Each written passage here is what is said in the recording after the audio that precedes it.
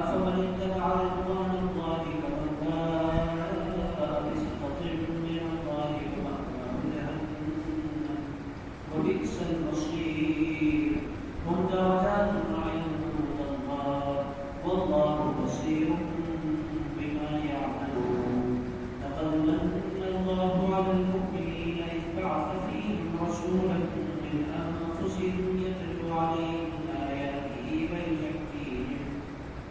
ويزكيهم ويعلمهم الكتاب والحكمة وإن كانوا من قبل لفي ضلال مبين أولما أصابتكم مصيبة قد أصبتم مثليها قلتم أنى هذا قل هو من عند أنفسكم إن الله على كل شيء قدير وما أصابكم يوم التقى الجمعان فبإذن الله وليعلم المؤمنين وليعلم الذين نافقوا وقيل لهم تعالوا قاتلوا في سبيل الله أو ادفعوا قالوا لو نعلم قتالا لاتبعناكم هم للكفر يومئذ أقرب منهم للإيمان يقولون بأفواههم ما ليس في قلوبهم والله أعلم بما يكتبون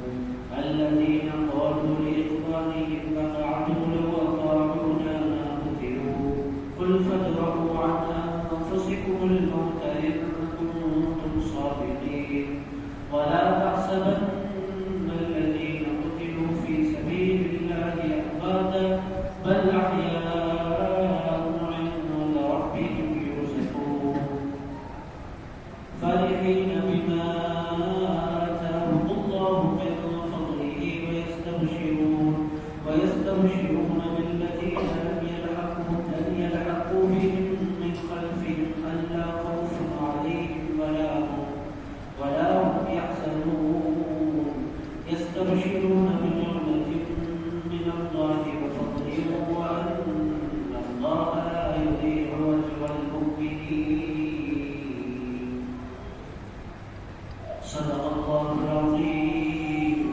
وبلغنا رسوله النبي الأمين المتين الصادق الكريم ونحن على ذلك لمن الشاهدين والشاكرين والحمد لله رب العالمين وقال الله تبارك وتعالى في شان حبيبه ونبيه ورسوله إن الله وملائكته يصلون على النبي يا أيها الذين آمنوا صلوا عليه وسلموا تسليما اللهم صل وسلم وبارك على حبيبك سيدنا وشفيعنا مولانا محمد وعلى آله وصحبه ووارث آله وفضل كماله وابنه الكريم وولده الشريف الفوز الأعظم والحمد لله رب العالمين معزز المكرم وزواج من الزواج وصول الساتين وسكنات شريفنا معزز المكرم خواتین اسلام عزیز دوستو آج میں نے سورہ آل عمران کی آیت نمبر 161 سے لے کر آیت نمبر 171 تک کی تلاوت کی ساتھ حاصل کی ہے جملہ 10 آیتیں مبارکہ آیات مبارکہ پڑھنے کا میں نے شرف حاصل کیا ہے عزیز علی آپ تمام حضرات کو اچھی طرح یاد ہے جو پابندی کے ساتھ ایسے قرآن تشریف لاتے ہیں کہ جب کہ امت کا بیان چل رہا ہے امت کے حوالے سے اللہ تعالیٰ نے زبردست نصیحت کی امت کو فرمائی ہے اسی کا تسلسل ہے آج انشاءاللہ تعالیٰ عزیز دوستو اللہ تعالیٰ کے فضل و کرم سے آج چوتھا پارہ فورتھ پارہ اللہ کے فضل سے آدھا پارہ مکمل ہو گیا ہے عزیز اللہ کی بڑی مہربانی ہے کہ یہاں تک ہم اس کے فضل سے آ سکے جیسے قرآن کا آغاز ہوا تقریباً 5 سال ہوئے ہیں اور عزیز دوستو جو ہے بیچ میں لاک ڈاؤن کی وجہ سے جیسے قرآن رکا اس کے علاوہ اپنے کے ساتھ جاری ہے اللہ نے فضل کروایا اور زندگی میں وفا کی طرح سلسلہ جاری رہے گا انشاءاللہ عزیز دوستو آج سورہ آل عمران کی آیت نمبر 161 سے ہم آغاز کرتے ہیں اللہ تعالیٰ نے ارشاد فرمایا وما کان لنبی ان یغل کسی نبی کے لیے درست نہیں ہے کہ وہ کسی کسی نبی کی یہ شان نہیں ہے کہ وہ مال غنیمت میں خیانت کرے. عزیزان گرامی یہاں خیانت کا ایک لفظ ہے، مال غنیمت کا ایک لفظ ہے. اب ہم سوچ رہے ہوتے ہیں مال غنیمت کس کو کہتے ہیں. یہ سوال پہلے کہ ہم کر لیتے ہیں مال غنیمت کیا ہے. مال تو آپ جانتے ہیں، مال کہتے ہیں پیسے کو. مال کس کو کہتے ہیں؟ پیسے کو مال کہتے ہیں. عزیزان گرامی مال غنیمت کس کو کہتے ہیں؟ وہ مال جو کسی جنگ کے جیتنے کے بعد مسلم فوج کے ہاتھ رکھتا ہے، اس کو مال غنیمت کہتے ہیں. عزیزان گرامی کوئی بھی فوج کسی بھی علاقے میں جاتی ہے، علاقہ پتہ کرنے کے بعد سب سے زیادہ فائدہ ظاہری طور پر یہ ہوتا ہے کہ وہاں کے جو خزانے ہوتے ہیں، وہاں کے جو ریسورسز ہوتے ہیں، وہ جیتنے والی قوم کے ہاتھ تک جایا کرتے ہیں. اس کو مال غنیمت کہتے ہیں. احد میں کیا ہوا تھا؟ احد میں بھی یہی ہوا تھا کہ صحابہ کرام کو اللہ تعالیٰ نے حضور پاک علیہ السلام کے وجود مبارک کی برکتوں کے بجائے کامیابی سے انتقال کیا. تو جو پہاڑ پر جن صحابہ کو رسول اللہ علیہ السلام نے مقرر کروایا تھا، وہ مال غنیمت لوگ لوٹیں گے، ہمیں بھی اس میں سے حصہ ملے گا. اس خیال کے ساتھ پہاڑ چھوڑ کر آگے جو اللہ تعالیٰ ارشاد فرما رہا ہے، تمہیں جلدی کرنے کی ضرورت کیا تھی؟ تمہارے درمیان میں مصطفیٰ موجود تھے، اور میرے حبیب کی یہ طبیعت مزاج مبارک ہے کہ میرے حبیب صلی اللہ علیہ وسلم جو کچھ آتا ہے انصاف کے ساتھ اس میں تقسیم فرما دیا کرتے ہیں. ایسی کوئی ہستی ہے جو کچھ نوزوں کھا جاتی ہے، تو ڈرنے کی ضرورت تھی. تمہارے درمیان تو میرے مصطفیٰ ہے، اور مصطفیٰ کریم صلی اللہ علیہ وسلم کی یہ شان نہیں ہے کہ وہ مال غنیمت میں خیانت کرے. سرکار صلی اللہ علیہ وسلم میرے مصطفیٰ ہیں، میرے حبیب ہیں، اور ان کی شان یہ ہے کہ وہ کبھی مال میں خیانت نہیں کرتے. عزیزان گرامی قیادت عام طور پر کون کرتا ہے؟ قیادت وہ کرتا ہے جو حریص ہوتا ہے، جس کو حرص ہوتا ہے مال کا. رسول اللہ صلی اللہ علیہ وسلم کی شان کیا ہے؟ اللہ تعالیٰ نے اپنے حبیب کو مال سے بے نیاز بنا دیا. حضور پاک علیہ السلام کو مال سے ذرہ برابر کوئی دلچسپی نہیں تھی. مال حضور نے تجارت فرمائی، اس واسطے تجارت فرمائی کہ کفالت کر سکے اپنی بیویوں کی، اپنے بچوں کی کفالت کر سکے. اس واسطے حضور نے تجارت فرمائی. عزیزان گرامی مال کے حوالے سے دو باتیں ہیں. ایک بات یہ ہے کہ انسان کو دلچسپی ہو جاتی ہے مال سے، اور دوسری بات یہ ہے کہ بعض لوگوں کے لیے مال ایک ضرورت ہوتی ہے، ضرورت کی تکمیل کے لیے کماتے ہیں. اس کے علاوہ کو اٹیچمنٹ نہیں ہوتا مال سے. دوسری قسم کے لوگ ہوتے ہیں جن کو مال سے اٹیچمنٹ ہو جاتا ہے. مال سے اٹیچمنٹ کن کو ہوتا ہے؟ مال سے اٹیچمنٹ ان کو ہوتا ہے جن کی خواہشات بن جایا کرتی ہیں. عزیزان گرامی جن کی خواہشات کنٹرول میں رہتی ہیں ان کو مال سے اٹیچمنٹ نہیں ہوتا. خواہشات کو کنٹرول میں رہ کر حیدرآبادی محاورے میں بولے چادر دیکھ کر پیر پھیلانا. عزیزان گرامی یہ محاورہ ہے، محاورے کے ذریعے باتیں سمجھنے میں آسانی ہوتی ہے. چادر دیکھ کر پیر پھیلانا یعنی کہ چادر جتنی ہے آپ اتنا پیر پھیلائیں. انسان اگر خواہشات کو آگے بڑھاتا جائے گا تو خواہشات کی کوئی انتہا نہیں. عزیزان گرامی کہیں پر بھی جا کر خواہشات کی اینڈ نہیں. میرے دوستوں خواہشات کو آپ جتنا بڑھائیں گے اس کا کوئی اینڈنگ نہیں ہے. آپ پوری دنیا پتا کریں تب بھی آپ کی خواہش ختم نہیں ہوگی، تب بھی آپ کے دل میں کوئی نہ کوئی اور خواہش برقرار رہ جائے گی. عزیز دوستوں تو مال کے حوالے سے بھی یہ ہے کہ اگر آپ خواہشات کو کنٹرول میں رکھیں اور لگژریز کے پیچھے نہ جائیں، دکھاوے کے پیچھے نہ جائیں، شو آف کے پیچھے نہ جائیں، تو پھر مال ایک ضرورت بن کر رہ جاتا ہے. مگر بہت سے لوگوں کے لیے مال ضرورت سے بڑھ کر ایک شوق بن جاتا ہے، ان پہ ایک محبت ہو جاتی ہے، ان پہ ایک اٹیچمنٹ ہو جاتا ہے. عزیزان گرامی حضور پاک علیہ السلام کے بارے میں اللہ تعالیٰ ارشاد فرما رہا ہے کہ اے میرے صحابی تمہارے درمیان رسول اللہ تھے، اور رسول اللہ کی شان یہ نہیں ہے کہ وہ مال غنیمت میں پھر خیانت کرے. وہ مصطفیٰ انصاف سے مال تقسیم فرمایا کرتے ہیں. ان کی شان سے بعید ہے کہ مال میں وہ ذرہ برابر خیانت کرے. یہ بات کہنے کے بعد ایک جملہ بیان کر دینے کے بعد اب مال غنیمت میں جو لوگ خیانت کرتے ہیں اللہ تعالیٰ نے ان کا انجام بیان فرمایا. اللہ تعالیٰ ارشاد فرماتا ہے وَمَن يَغْلُلْ يَأْتِ بِمَا غَلَّ يَوْمَ الْقِيَامَةِ. جو بندہ خیانت کرے مال میں قیامت کے دن وہ چیز جس میں اس نے خیانت کی تھی اس کے گلے میں توق کے طور پر ڈال دی جائے گی.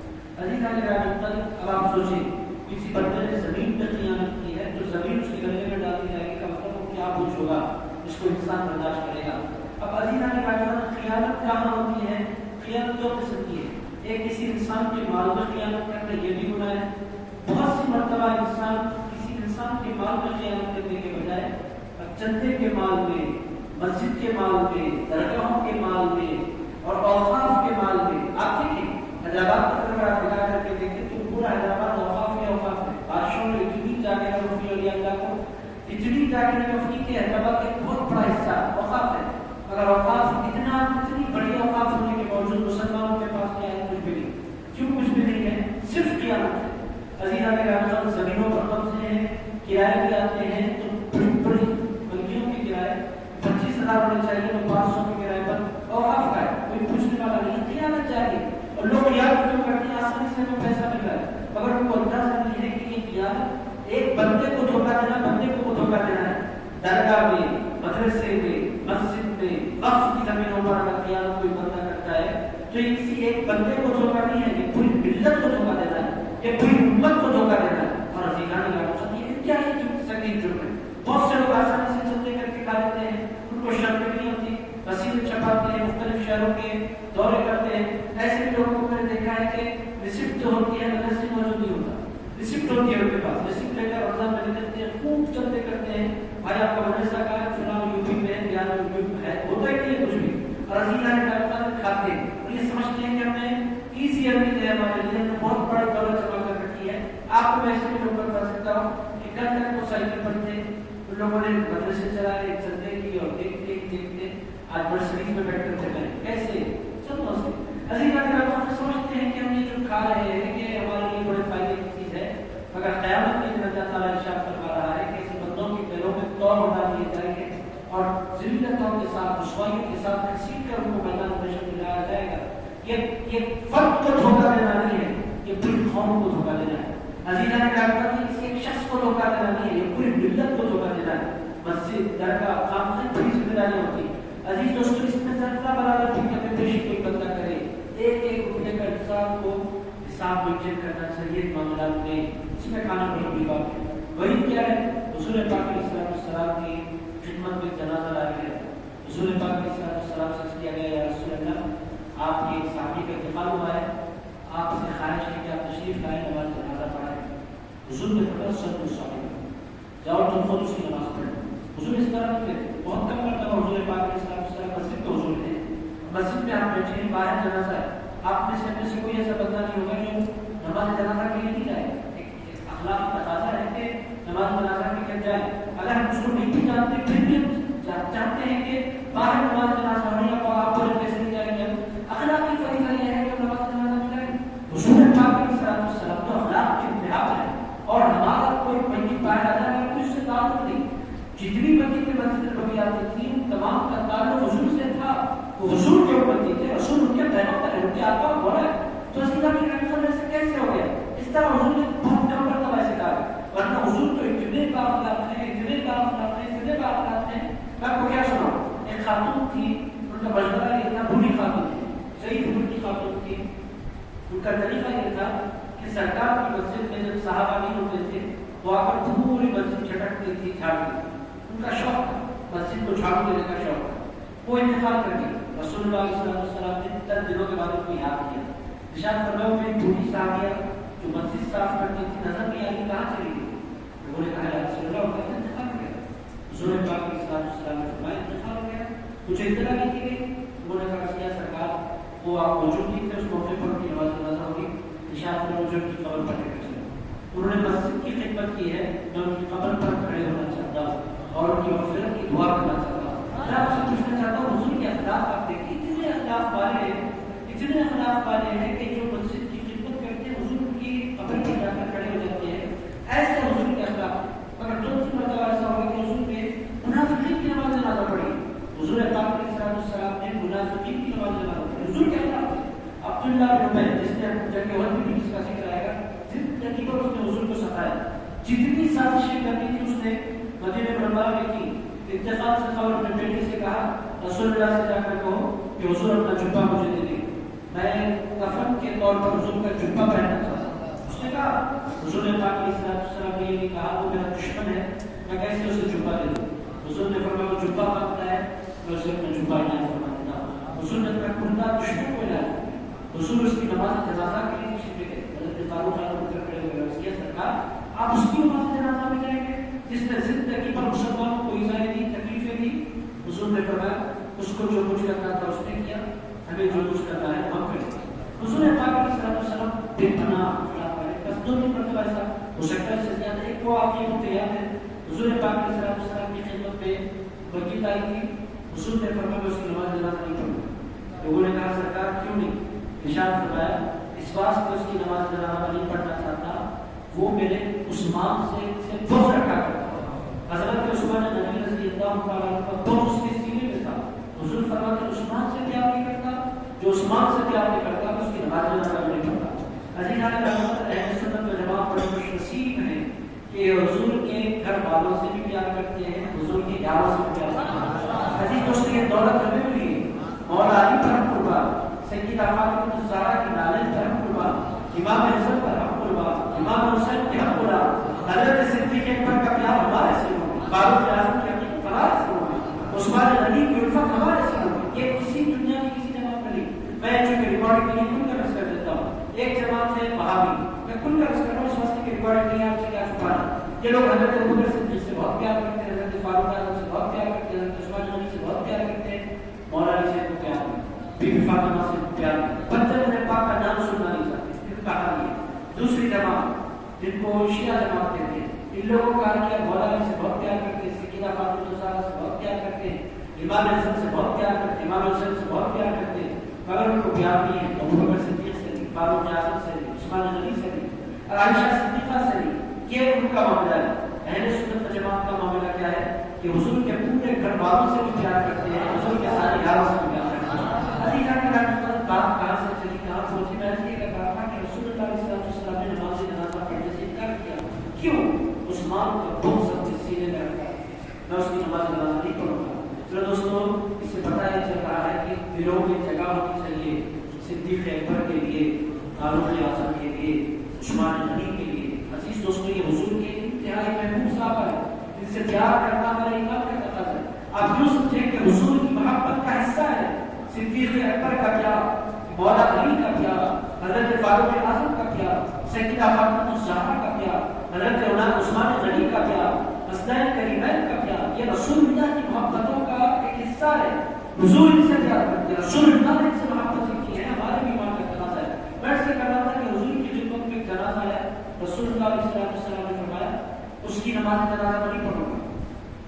سرکار کی صحابہ رسول اللہ کچھ بول نہیں سکے، آیا میں نماز جنازہ ہوگی، صحابہ پر رکھ آئے، سرکار کے صحابہ رکھ کے سرکار آپ عام طور پر اس طرح نماز جنازہ سے انکار نہیں کرتے ہیں، اس کی نماز جنازہ سے آپ نے انکار کیا، بات کیا ہے؟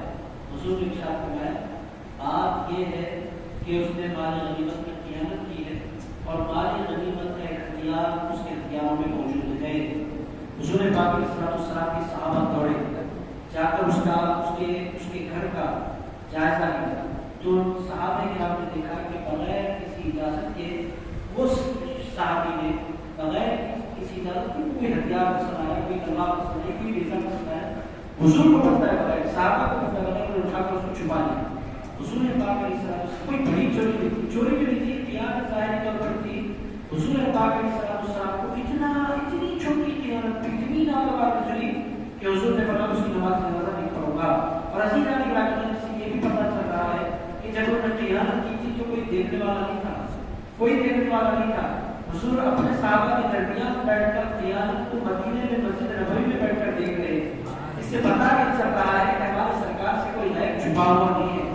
تو حضور پاک علیہ السلام کے بارے میں موصول کرتے ہیں غیب نہیں جانتے، حضور منافقین کو نہیں جانتے تھے۔ دوستوں ایسا نہیں ہے، جانتے سب کو تھے، مگر سرکار کی طبیعت یہ تھی کہ سرکار پردے ڈال دیا کرتے تھے، لوگوں کے عیبوں کو چھپا دیا کرتے تھے۔ یہ نہیں تھا کہ جانتے تھے، جانتے سب کچھ تھے۔ پھر دوستوں بہرحال اللہ تعالیٰ نے وہی کیا سنائی، وہی کیا بولی، جو کوئی مال غنیمت پر خیانت کرے گا یاتی بما من کا یوم القیامہ، جس پہ خیانت اس نے کی ہے، چاہے وہ دولت ہو، چاہے وہ پیسہ ہو، چاہے وہ زمین ہو، چاہے وہ جائیداد ہو، چاہے وہ جدہ ہو، جس چیز پہ بھی بندے نے خیانت کی ہے، قیامت کے دن تو اور ڈال دیا جائے گا گردن میں۔ مطلب یہ کہ اس کا حساب کتاب بعد میں ہوگا، شروع ہی سے پوری دنیا کو بتا دیا جائے گا یہ بندہ خامد ہے، یہ خیانت کرنے والا بندہ ہے، یعنی میدان محشر کے حساب سے پہلے اس کی رسوائیوں کا آغاز ہوتا ہے۔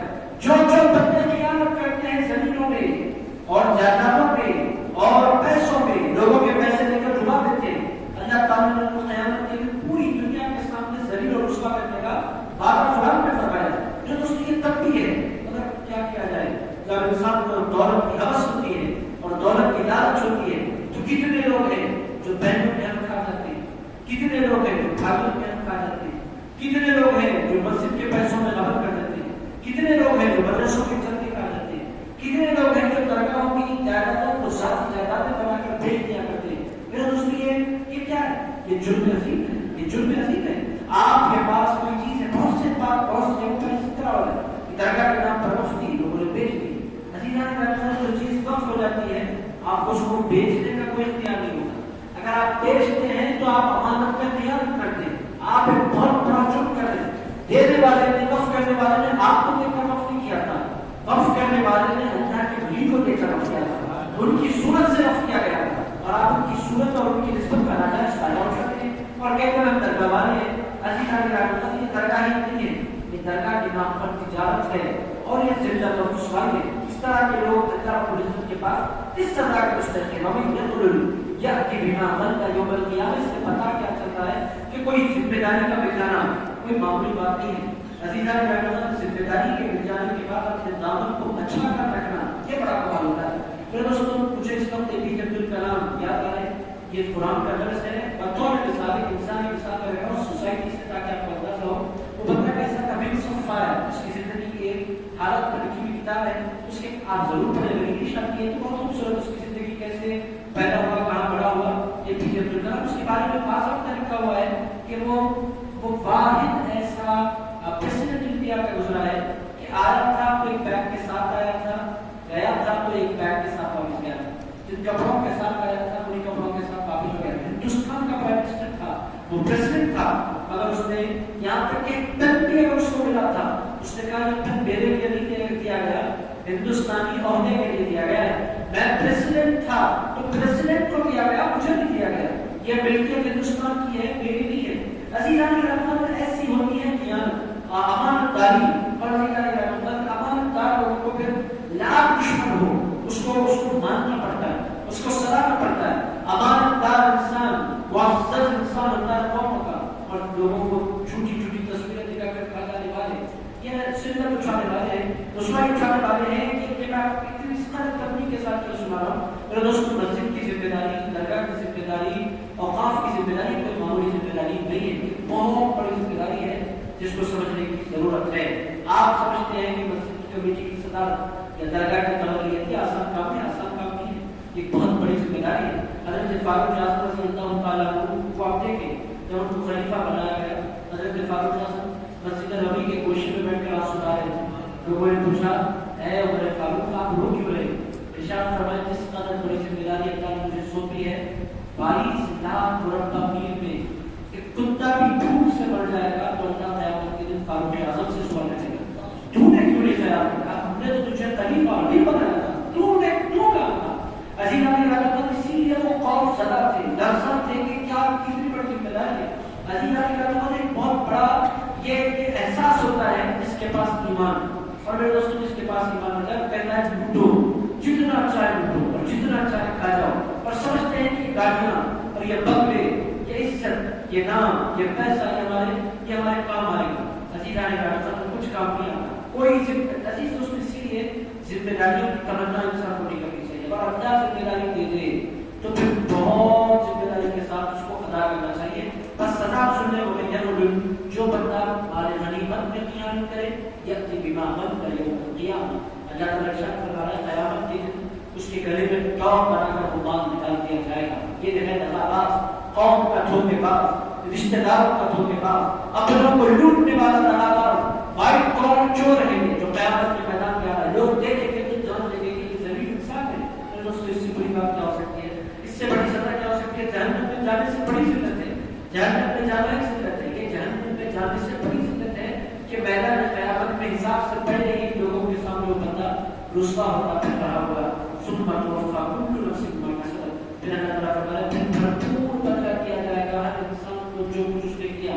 وهم لا يظلمون, اور پر ظلم نہیں کیا جائے گا. اللہ فرماتا ہے بدلہ دیتا ہے تو پورا پورا دیتا ہے, ظلم کبھی اللہ تعالیٰ نہیں فرماتا. اس کے بعد اللہ تعالیٰ نے ارشاد فرمایا افمن اتبع رضوان اللہ, وہ برابر ہو سکتا ہے کم اس کے برابر ہو سکتا ہے جو اللہ کی ناراضگی میں لوٹے. اللہ فرماتا ہے ایک بندہ اللہ کی رضا کے لیے زندگی گزار رہا ہے, ایک بندہ دنیا کمانے کے لیے زندگی گزار رہا ہے, بار بار اللہ کو ناراض کر رہا ہے. اللہ تعالیٰ فرماتا ہے کہ تم سمجھتے ہو دونوں برابر ہیں؟ اللہ تعالیٰ فرماتا ہے وَمَأْوَاهُ جَهَنَّمُ, اس کا ٹھکانہ تو جہنم ہے. وَبِئْسَ الْمَصِيرُ, اور یہ کس قدر برا ٹھکانہ ہے. اللہ کو ناراض کر کے لوٹنے والا اس کا ٹھکانہ جہنم ہے, اور اللہ کو راضی کرنے والا اس کا بدلہ اللہ کی دشمنی ہے. یہ دونوں, ایک ہے گاڈ فیئرنگ لائف, ایک ہے گاڈ اگنورنگ لائف, ایک ہے اللہ کو اگنور کر کے زندگی گزارنا, ایک ہے اللہ کو یاد کر کے زندگی گزارنا.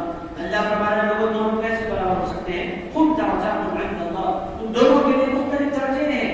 نیکوں کے لیے اعلیٰ درجے ہیں اور بدوں کے لیے نچلے درجے ہیں. واللہ بصیر بما یعملون. اور ایک بات یاد رکھو, دنیا تو کماؤ گے, جائیدادیں, گاڑیاں اور نام اور اسٹیٹس اور پیسہ, یہ سب کچھ تو مل جائے گا, مگر یاد رکھو اللہ دیکھ رہا ہے جو کچھ ہوتا رہے.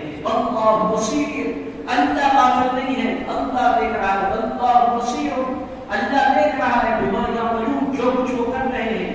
یہ سب سے تم چھپا سکتے ہو, بینکوں کے اکاؤنٹ, سوئس بینک میں تم اکاؤنٹ کھول کے پیسے جمع کر سکتے ہو, ملت کے پیسے لوٹ کر اور دنیا جمع کر سکتے ہو, مگر یاد رکھو دنیا تمہیں نہیں دیکھ سکتی. تمہارا مال تم دنیا سے تو چھپا سکتے ہو, مولا سے نہیں چھپا سکتے. اللہ دیکھ رہا ہے کہ تمہارا پیسہ کتنا ہے. اور دوستوں زندگی میں رہی عزیزہ کی بات, عزت ہے تو صرف امانت دار لوگوں کے لیے. میرے دوستوں دنیا لوٹنے والا لاکھ دنیا لوٹ لے, اگر جنازہ اٹھتا ہے تو ذلت کے ساتھ. اور عزیز دوستوں جو امانت دار ہوتا ہے اس کے پاس کچھ بھی نہیں ہوتا, مگر جب جنازہ اٹھتا ہے تو عزت کے ساتھ اٹھا کرتا ہے. واللہ بصیر بما یعملون. میرے دوستوں اس کے بعد کی جو آیت آ رہی ہے, آپ جتنے یہاں بیٹھے ہیں تمام لوگوں نے یقینی طور پر اس آیت مبارکہ کو سن رکھا ہے. حضور کی شان میں نازل ہونے والی آیتوں میں سے انتہائی امپورٹنٹ آیت مبارکہ آپ سننے جا رہے ہیں. اس میں اللہ تعالیٰ نے نبی 4-5 بڑی بڑی شانیں بیان کی. آپ سنیے, دل لگا کر سنیے, بہت مشکل معروف آیت ہے, آپ لوگوں نے یقینی طور پر اس کو سن رکھا ہے. اللہ تعالیٰ ارشاد فرماتا ہے لقد من اللہ علی المؤمنین, اللہ نے یقیناً بہت بڑا احسان کر دیا ایمان والوں پر. اللہ تعالیٰ فرماتا ہے. میرے دوستوں یہاں پہ سوال میں آپ سے کرتا ہوں, احسان کرنے کے بعد جتلانا چاہیے یا نہیں جتلانا چاہیے؟ آپ بولے احسان کرنے کے بعد نہیں جتلانا چاہیے. احسان کر کے جتلایا نہیں جاتا, مگر اللہ تعالیٰ نے قرآن مجید میں ایک ہی مقام ہے جس میں اللہ تعالیٰ نے ایمان والوں پر احسان کر کے جتلایا. وہ مقام کیا ہے آپ سنیں. اللہ تعالیٰ نے ایمان والوں پر بہت بڑا احسان کر دیا. کب؟ اذ بعث فیہم رسولا, ارشاد فرمایا جب اللہ نے بہت بڑا احسان کر دیا, جب اللہ نے اپنا مصطفیٰ کو عنایت فرمایا. سب کچھ دیا جا سکتا ہے, محبوب نہیں دیا جا سکتا. محبوب ہوتا ہے, دنیا کو اٹھا کر محبوب نہیں دیا جاتا. اگر ایمان والوں اپنی قسمتوں پر برش کرو, میں نے تمہیں صرف دنیا نہیں عطا فرمائی, میں نے تو تمہیں اپنا مصطفیٰ عنایت فرما دیا. جو نبی میرا ہے اس کو تم کہتے ہو ہمارا نبی, تم کہتے ہو ہمارا نبی. تمہیں یہ شرف ہم نے بخشا, یہ سعادت ہم نے بخشی, یہ اعزاز ہم نے بخشا, یہ عہدہ ہم نے بخشا کہ تم مصطفیٰ کو کہتے ہو یہ ہمارا رسول ہے, یہ ہمارے نبی ہے, یہ ہمارے آقا ہے, یہ ہمارا مولا ہے. یہ جو تم رسول اللہ کو اپنا کہتے ہو نا, یہ کائنات کا سب سے بڑا احسان ہے. اللہ تعالیٰ فرماتا ہے دل دیا اور اس سے زندگی دی, مگر میں ایسا میں جلتا نہیں ہوں. آنکھیں دی جس سے تم دیکھتے ہو, مگر میں ایسا جلتا نہیں ہوں. کام کیا جس سے تم سنتے ہو, مگر میں ایسا جلتا نہیں ہوں. گھر کیا جس میں تم رہتے ہو, مگر میں ایسا جلتا نہیں ہوں. ماں باپ کیا جو تم سے پیپر اور پیار کرتے ہیں, مگر میں ایسا جلتا نہیں ہوں. بیوی کی جو تمہارا بہت خیال کرتی ہے, مگر میں ایسا جلتا نہیں ہوں. بیٹے اور اولادیں تھی جو تمہاری آنکھوں کی ٹھنڈک ہے, مگر میں ایسا جلتا نہیں ہوں. دنیا پر سانسیں تھی, غذائیں تھی, ہوا تھی, کیا کچھ میں نے تمہیں نہیں دیا. عزت تھی, جوانی تھی, صحت تھی, عافیت تھی, مگر میں لوگوں کا ایسا نہیں چلتا تھا. یہ ساری نعمتیں ایک طرف, میرا مصطفیٰ ایک طرف. میں لوگوں نے پوری کائنات کو رکھ لو, مگر میرے حبیب کو دیکھو تو میرا حبیب حبیب ہے. یہ دینے کی چیز نہیں ہے, میں نے تمہیں دے دی ہے. یہ دینے کے لیے نہیں ہے, میرا مصطفیٰ ہے. محبوب بھی دیا جاتا ہے کسی کو. لقد من اللہ علی المؤمنین, اللہ نے ایمان والوں پر یہ نہیں فرمایا صرف احسان کیا. ارشاد فرمایا اللہ نے بہت بڑا احسان کر دیا ایمان والوں پر. اذ بعث فیہم رسولا من انفسہم, ارشاد فرمایا رسول بھی بھیجا انسان بنا کر بھیجا، وہ نور کا پیغمبر رسول انسانی شکل میں اگر نہ تشریف لاتے کون دیکھتا ان کو؟ کن آنکھوں میں یہ تاب تھی کہ ان کا دیدار کر سکے؟ مگر میرا کرم دیکھو، تمہارے دیکھنے کی خاطر اپنے مصطفیٰ کو مجھے انسان بنا کر بھیجا۔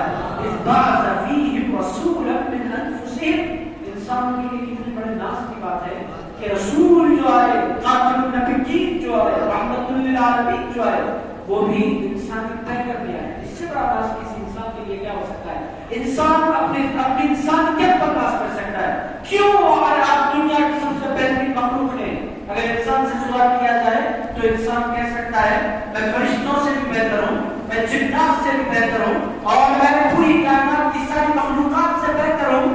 وجہ یہ ہے کہ مصطفیٰ انسان پر تشریف لائے۔ اللہ تعالیٰ ارشاد فرماتا ہے لقد من اللہ علی المؤمنین اذ بعث فیہم رسولا من انفسہم، اللہ تعالیٰ نے ایمان والوں پر بڑا احسان کیا جب رسول بھیجا، بعث فیہم رسولا، جب ایک عظیم الشان رسول بھیجا، من انفسہم، انہیں جانوں میں سے بھیجا، وہ آئے انسان بن کر تشریف لائے۔ فائدہ کیا ہوا؟ وہ آنے کے بعد انسان بن کر آئے تو انہوں نے پھر کھانا کھایا۔ فائدہ یہ ہوا کہ انسانوں کو کھانا کھانے کا سلیقہ مل گیا، انہوں نے تجارت فرمائی۔ فائدہ یہ ہوا کہ انسان کو تجارت کرنے کا سلیقہ مل گیا، انہوں نے امامت فرمائی۔ فائدہ یہ ہوا کہ امامت کرنے کا سلیقہ مل گیا، انہوں نے زندگی کے ہر گوشے میں علاج فرمائی۔ اگر وہ انسان بن کر نہ آتے، کوئی تعبیروں کو دیکھ سکے، کسی کی مجال تھی کہ ان کے جلوے کو بغیر کسی حجاب کے دیکھ سکے۔ علی جانے کا نمبر مجھے سے تبری آتا ہے، رجب کا چاند چمک چکا ہے۔ علی جانے کا نمبر سے کسی نے پوچھا تھا آپ کو جو دیکھتا ہے اسلام کا کلمہ پڑھ لیتا ہے؟ سرکار کو تو بہت سے لوگوں نے دیکھا تھا مگر اس اسلام کا کلمہ نہیں پڑھا تھا، بات کیا ہے؟ حضرت خواجہ معین الدین چشتی حسن سنجری نے فرمایا کہ لوگوں جو مجھے دیکھتے ہیں وہ مجھے دیکھ لیتے ہیں، جو میرے سرکار کو دیکھتے ہیں وہ 70,000 پردوں کے بعد ایک جلوہ دکھا کرتے ہیں۔ اگر وہ بے حجاب آ جائے، کوئی نہ بے حجاب آئے تو دیکھ کر کلمہ پڑھے، اگر وہ بے حجاب آ جائے تو کس آنکھ میں یہ تاب ہے کہ ان کے چہرے پر اپنی نگاہیں جما سکے۔ عزیزان کے اندر کتنے صاحب ایسے ہیں کہ حضور کا حلیہ ہم سے پوچھا جاتا سرکار کیسے ہیں تو کہتے ہیں زندگی گزر گئی، مگر جب حضور کے سامنے جاتے اگر جی میں آتا کہ نگاہیں اٹھا کر دیکھیں، مگر جلال اور حسن کی رانائیاں وہ ہوتی کہ خود بخود نگاہیں چپ جایا کرتی تھی، ہم نے جی بھر کے کو جلوہ دیکھیں گے۔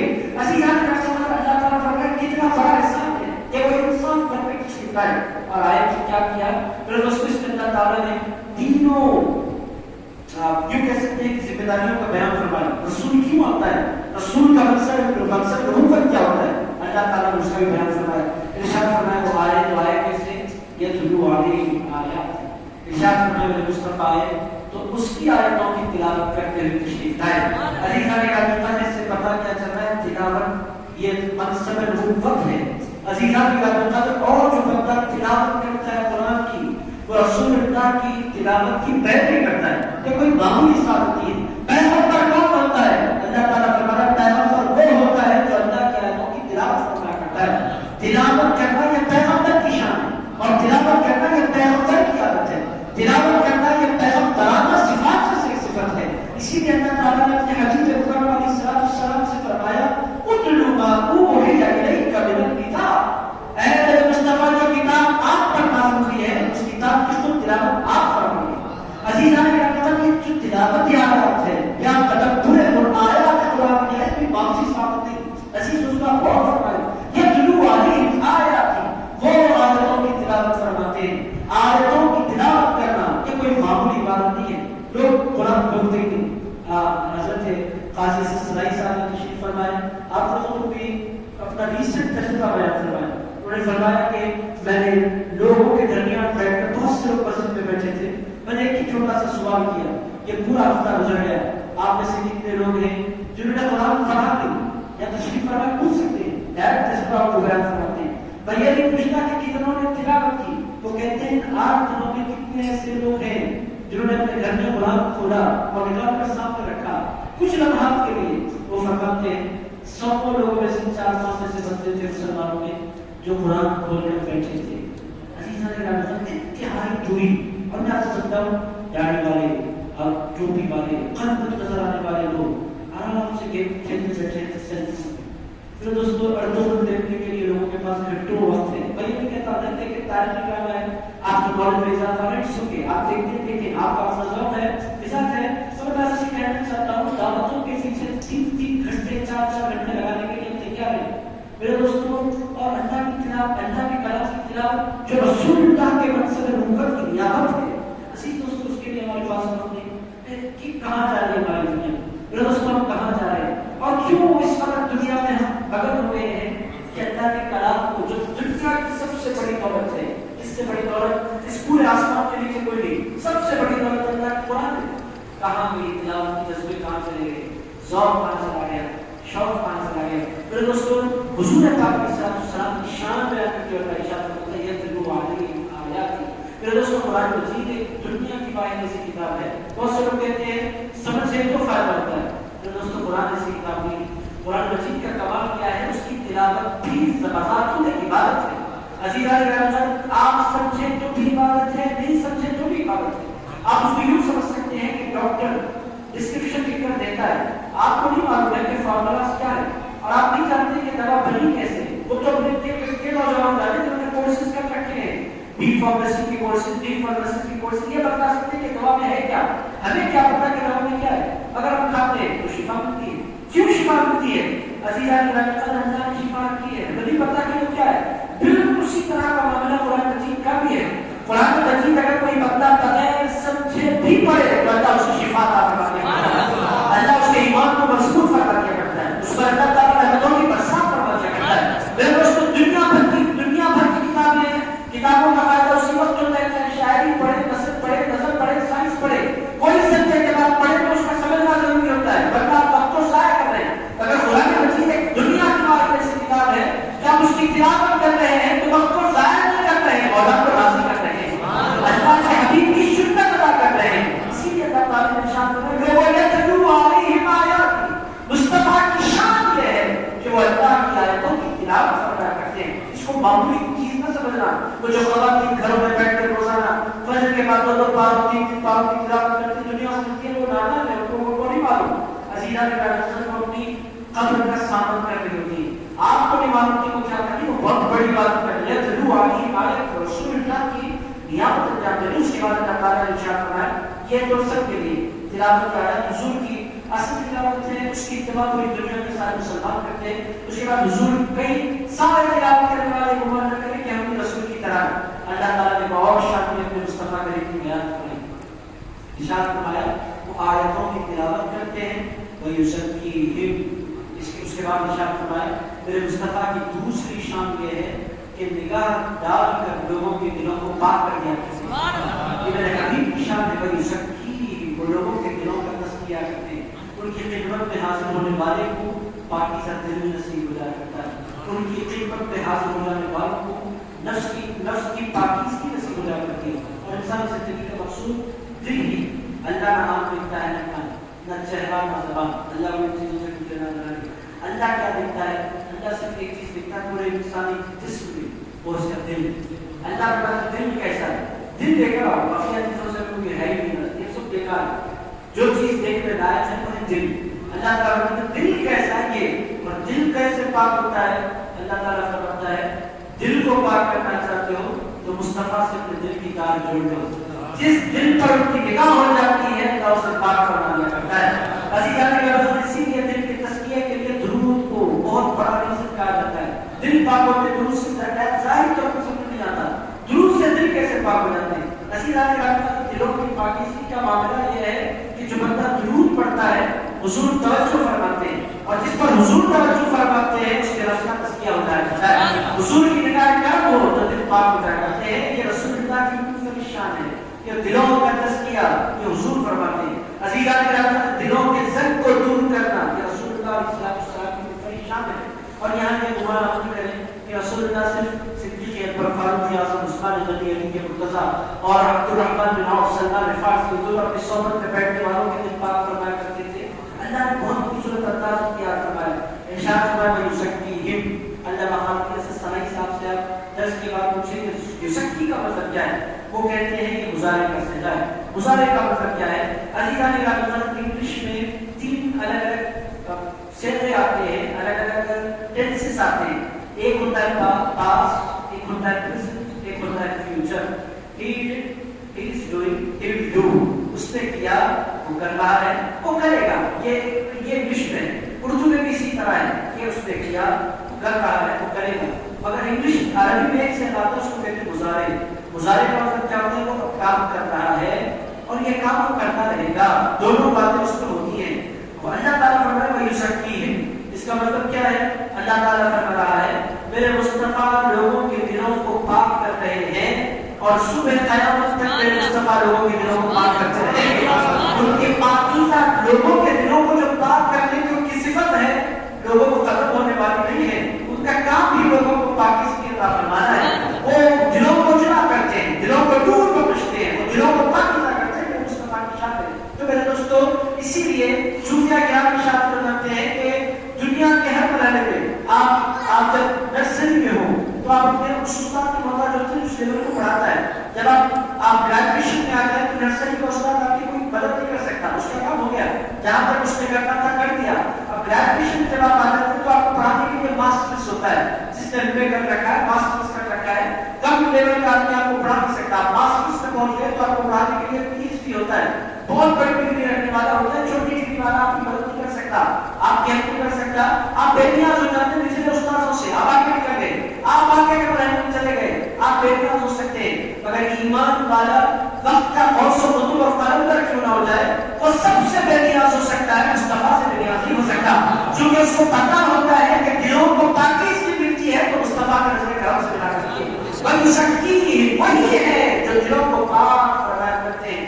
وہ بات کرتے تھے بھی, وہ بات کرتے ہیں بھی, وہ بات کرتے رہے بھی. عزیزان اکرام حضور پاک علیہ السلام کی شان کرنے کا تمہارے والے نہیں, اور حضور کے تزکیے کو, حضور کی توجہ کو حاصل کرنے کا ذریعہ ایک خوبصورت ذریعہ درود ہے. اسی لیے کثرت سے درود کا اہتمام کرنا چاہیے. تلاوت آیات یہ رکھنا کوئی انتہائی پسندیدہ عبادت, اور اس کے ساتھ ساتھ تلاوت اور درود پاک کی کثرت یہ دلوں کی تزکیے کا ایک بہت بڑا ریزن ہے. اس کے بعد اتنا کہنے کے بعد اللہ تعالیٰ فرماتا ہے یعلمکم الکتاب والحکمہ, اور میرے حبیب کی ایک شان یہ بھی ہے کہ وہ کتاب پڑھاتے ہیں, کتاب کی تعریف دیتے ہیں اور حکمت کی تعریف دیتے ہیں. یہ میرے حبیب کی شان ہے. عزیز دوستو یہاں پر اللہ تعالیٰ نے یہ بھی کلیئر کر دیا کہ لوگوں میرے حبیب کے بارے میں بہت سے لوگ یہ کہتے ہیں کہ میرے مصطفیٰ پڑھے ہوئے نہیں ہیں. بہت سے لوگ کہتے ہیں, آپ لوگوں نے بھی ملا ہوگا ایسے لوگوں سے ملاقات کی, لیکن اتنے ایجوکیٹڈ آدمی جو نے ماسٹرس کر رکھا ہے, بہت بڑے لکھے آدمی, سمجھدار, سنتے ہوئے, تو ان سے ملاقات ہوئی, باتوں نے مجھ سے کہا کہ ہمارے سرکاروں کو آپ دیکھیں کہ ہمارے نبی میں پڑھے لکھے نہیں تھے. انہوں نے مجھ سے کہا, اور چونکہ وہ پڑھے لکھے ہیں تو کوئی گمان ہو گیا کہ میں تو پڑھا لکھا, میرے سرکار پڑھے لکھے نہیں تھے. میں نے ان سے کہا آپ نے یہ کیسے گمان کر لیا؟ انہوں نے کہا اللہ نے قرآن میں کہا ہے کہ الذین یتبعون الرسول النبی الامی, وہ لوگ اس رسول کی پیروی کرتے جو امی ہیں. امی کا مطلب یہ کہ پڑھے لکھے نہیں ہیں. امی کہتے ہیں اس کو جو نوش میں پڑھو. میں نے کہا قرآن کا ایک حصہ تو آپ نے پڑھا, دوسرا حصہ آپ نے نہیں پڑھا. اللہ تعالیٰ اپنے حبیب کی شان بیان کرتے ہوئے ارشاد فرماتا ہے یعلمکم الکتاب والحکمہ, مصطفیٰ کتاب بھی پڑھاتے ہیں, مصطفیٰ حکمت بھی پڑھاتے ہیں. میں آپ سے اتنا کوشچن کرنا چاہتا ہوں, آپ ٹیچر ہیں اور آپ انٹرمیڈیٹ کے لیول کو پڑھا رہے ہیں, میں آپ سے اتنا پوچھنا چاہتا ہوں کہ آپ کو پڑھانے پر جب مقرر کیا گیا تو پہلے آپ کے ماسٹر کی ڈگری دیکھی گئی کہ نہیں دیکھی گئی؟ میں نے کہا بالکل دیکھی گئی. میں نے کہا اگر آپ کے پاس یہ ڈگری نہیں ہوتی تو آپ کو کیا پڑھانے کا موقع دیا جاتا؟ انہوں نے کہا بالکل نہیں دیا جاتا. میں نے کہا کہ انٹرمیڈیٹ کے لیول پر آپ پڑھا رہے ہیں تو اس کے لیے ایلیجبلٹی ضروری ہے, پڑھا لکھا ہونا ضروری ہے. جاہل کبھی پڑھا نہیں سکتا, آپ کہہ رہے ہیں. میں نے کہا سرکار کو اللہ نے طلبا کو پڑھانے کے لیے نہیں بھیجا تھا, قوم کے سب سے قابل ترین لوگ صحابہ کو پڑھانے کے لیے بھیجا تھا, جن سے زیادہ علم کوئی نہیں, جن کی مجلس میں بیٹھنے والے وقت کے بڑے بڑے علماء میں امام اعظم کو علم صحابہ کی چھٹی حاصل کی ہونے کی, وہ کب کہتے ہیں علم کا ایک سبقتر ہوں, 2000 سے زائد مسائل کا استنباط کرنے والے کون ہے امام اعظم؟ فرماتے ہیں میرا احساس یہ ہے کہ میں نے رسول اللہ کے 17 صحابہ کو سب کیا کچھ دیکھا ہے. وہ یہ نہیں کہتے کہ میں نے علم کتابوں سے کیا, وہ کہتے ہیں میں نے جو محنت کرنی تھی کی, مگر اصل شرط یہ ہے کہ میں اس کی صحبت میں بیٹھا, میرے مصطفیٰ کی صحبت میں بیٹھا. عزیزان کرام میں کہتا ہوں کتاب پڑھانے کے لیے, کتاب کوئی معمولی کتاب نہیں, قرآن مجید جیسے کتاب جس کو کسی زمانے میں کوئی چیلنج نہیں کر سکتا, وہ کتاب کو کون پڑھاتے ہیں؟ اللہ فرماتا ہے پوری کائنات پڑھتی ہے, میرا مصطفیٰ پڑھایا کرتا ہے, میرا حبیب ہے پڑھانے والا. اور صرف کتاب نہیں پڑھاتا, کتاب بھی پڑھاتا ہے اور کتاب کے اندر چھپی ہوئی حکمت بھی پڑھایا کرتا ہے. بس حکمت کہا میرے دوستوں پھر امی کیا ہے؟ امی کا مطلب یہ ہے ماں کے پیٹ سے انسان جیسے آئے اسی حالت میں جو بتایا گیا اس کو امی کہتے ہیں. پوری دنیا کے سارے انسان ماں کے پیٹ سے جاہل آتے ہیں, اسی لیے اگر وہ آگے نہ بڑھے تو ان کو امی جاہل کہتے ہیں. رسول اللہ کا کمال یہ ہے کہ وہ اپنی امی کے پیٹ سے پوری کائنات کا علم لے کر تشریف لائے ہیں. تو امی عالم ہے. عزیزان کرام ماں کے پیٹ سے وہ پورے ریفارم کے ساتھ ہے. اسی لیے تو رسول پاک کی صاحب دنیا میں تشریف لاتے ہیں تو کہتے ہیں ربی حبلی امتی, اے اللہ میری امت کو وقت دے. عزیزان کرام امت بنتی ہے 40 سال کے بعد اعلان کرنے کے بعد اور رسول دنیا میں آتی ہے اپنی امت کے لیے دعا مانگ رہے ہیں. مطلب یہ تھا پیغام تھا اس نے کہ لوگوں میں بے خبر بن کر نہیں آیا, پوری امت کی خبر رکھ کے بارہ بن کر آیا ہوں اور پوری امت کا پیغام بن کر تشریف لایا ہوں. عزیز دوستو حضور پاک علیہ السلام کے علم کی گہرائی اور گہرائیوں پر کیا عرض کیا جائے. کتنی بڑی جہالت ہے کہ رسول اللہ کوئی بندہ ان پڑھ کہے نعوذ باللہ جاہل ہے, اس سے بڑی جہالت کوئی نہیں. حضور پاک علیہ السلام کی شان یہ ہے کہ وہ کتاب والحکمہ, وہ کتاب کی تعلیم دیتے ہیں, وہ حکمت کی تعلیم دیتے ہیں. اللہ تعالیٰ ارشاد فرماتا ہے وَإِن كَانُوا مِن قَبْلُ لَفِي ضَلَالٍ مُبِينٍ, اور بے شک ان سے قبل میرے مصطفیٰ سے قبل یہ جو انسانیت تھی ایک کھلی گمراہی کی ابتلا تھی. یہ اگر وہ نہ ہوتے تو پھر انسان نہ ہوتے, یہ تو گمراہیوں کی دلدل میں پھنس جاتے. یہ نفس, یہ دنیا, یہاں کی جاریاں مکاریاں اور شیطانیت انسان کو تباہ تاراج کر دیتی. انسانوں کے اندر اگر ذات کا برابر بھی انسانیت باقی ہے یہ کسی اور کا صدقہ نہیں ہے, آمنہ کے لاکھ کا صدقہ ہے. اللہ تعالیٰ ارشاد فرماتا ہے کانوا من قبل لفی ضلال مبین, اور بے شک وہ لوگ کھلی گمراہی میں ہوتے اگر میرے حبیب کی جلوہ گری نہ ہوتی. پھر دوستوں اہل سنت والجماعت کو اللہ تعالیٰ کی شرف بخشا, احسان بخشی کہ وہ حضور کے احسان کو احسان مانتے, دوسرے لوگ نہیں مانتے, ان کے دلوں کو پاکیزگی کی نصیب نہیں ہوتی. میرے دوستوں جو مانتے ہیں کہ حضور تزکیہ فرماتے ہیں, جو حضور کو مانتے ہیں, جو کہتا ہے میں ڈائریکٹ کر لوں گا, اللہ فرماتا بھائی اے میرے بندو یہ اصول یہ ہے کہ دلوں کو پاک کرنے کا کام نے مصطفیٰ کو سونپا ہے. نہیں ہم سرکار کے مقام نہیں ہے, تو کر دے, میرے کرنے کا کام میں کرتا ہوں, مصطفیٰ کے کرنے کا کام مصطفیٰ کرتے ہیں.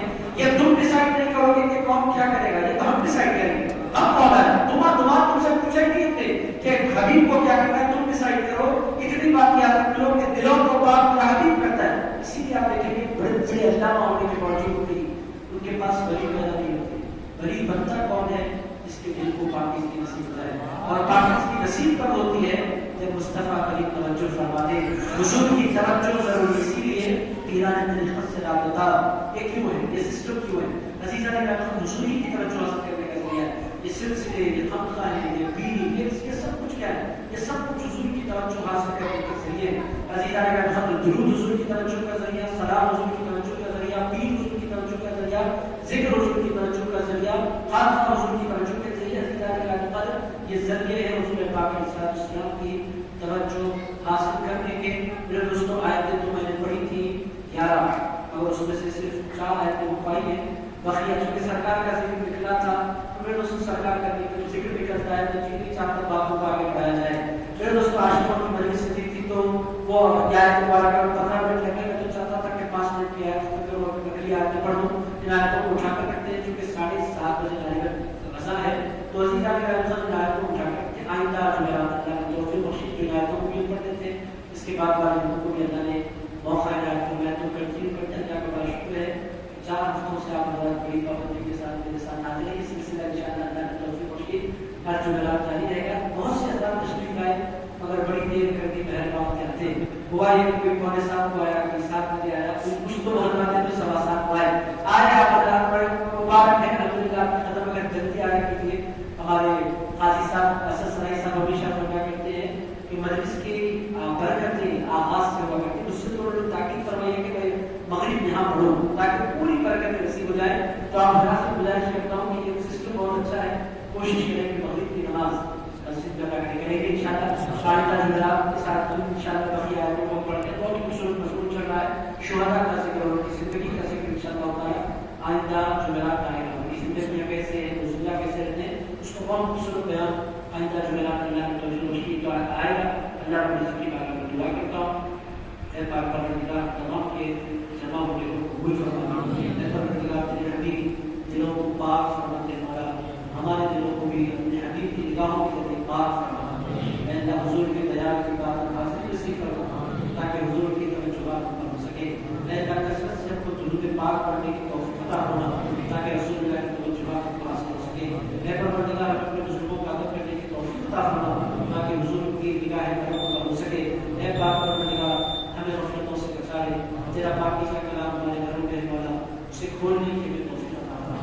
اے اللہ اس کو پڑھنے کے لیے توفیق عطا فرما، اے اللہ اس کو سمجھنے کے لیے توفیق عطا فرما، اے پروردگار روزانہ ہمیں قرآن پڑھنے والا بنا، اے اللہ پابندی کے ساتھ ہمیں قرآن پڑھنے والا بنا، اے اللہ قرآن مجید کی تلاوت کو ہماری زندگی کے معاملات میں شامل فرما، اے اللہ جب تک زندہ رہے قرآن مجید سے جڑے رہے، اے اللہ جب تک زندہ رہے اپنے مصطفیٰ کریم سے جڑے رہے، اے اللہ قرآن صاحب قرآن سے ہمارے تعلق کو مضبوط سے مضبوط تر فرما، اے اللہ ہماری غفلتوں کو معاف فرما، ہماری کوتاہیوں کو معاف فرما،